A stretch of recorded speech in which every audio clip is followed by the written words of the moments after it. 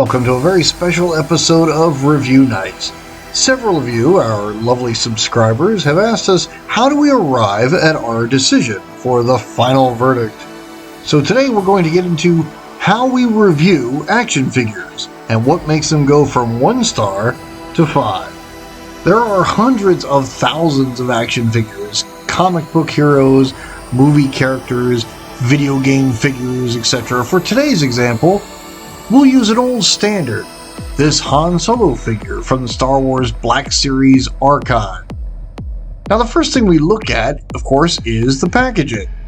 Is it a lavish and ornately decorated collector box? Is it a collector-friendly package that can be opened and closed without damage? Or is it just a simple blister card like this one here? When it comes to packaging, there really is no right answer. However, it all goes into the overall quality of the figure, which we'll get into later. Of course, that's where we get to the figure himself.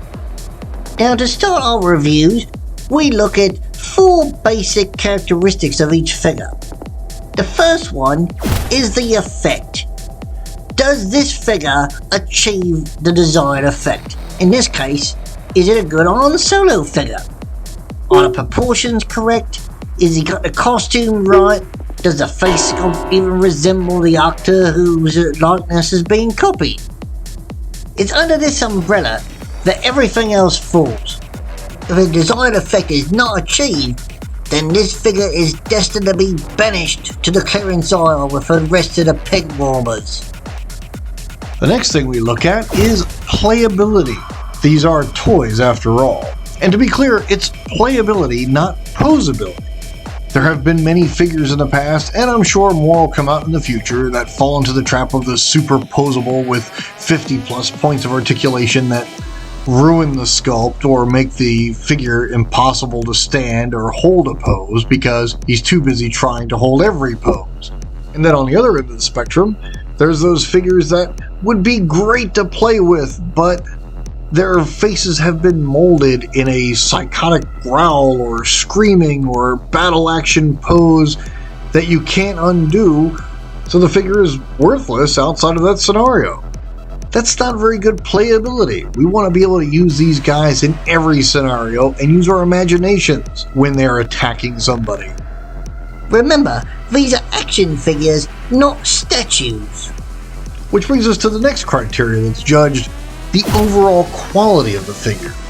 Are the paint apps nice and clean? Are the joints all loose, or are they tight, or are they too tight?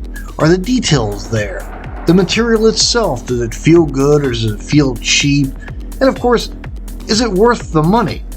The overall quality of the figure depends greatly on how much you've paid for it. Right, the magnifying glass gets a lot closer when you've spent a lot of money on these figures. And let's face it, some of these figures, no matter how good they are commanding stupidly high prices and would never live up to it. Lastly, there's the accessories.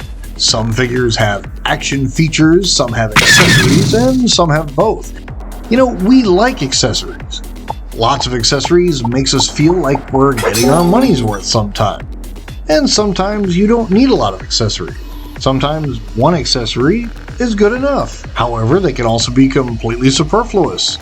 They won't fit in the character's hand right. They're completely useless as a toy. Sometimes the wrong accessory is worse than no accessory at all.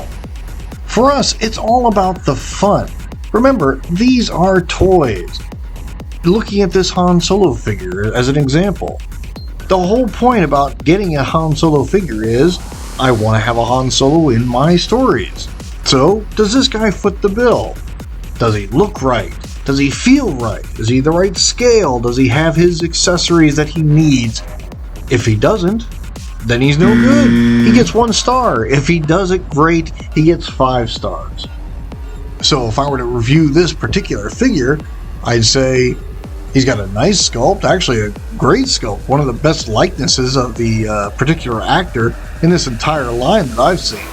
He's got good articulation, not overly articulate, but as you can see, it doesn't interfere with the sculpt at all. He's only got 1 accessory, but frankly, how many do you need with a Han Solo figure? And is he worth the price? Well, we got this guy at less than $20 price point. So, yeah, he's worth it. I would say the final verdict would be about 3 stars. What would make him 4 or 5 stars even?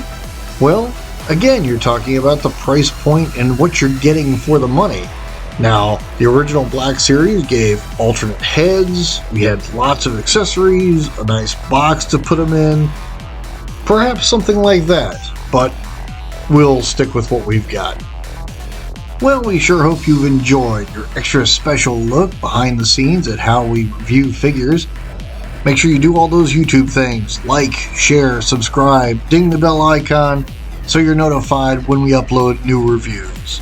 And more reviews are coming soon. We've got Super 7, we've got 4 Horsemen, we've got Hasbro, Mattel, and all kinds of others. So stay tuned.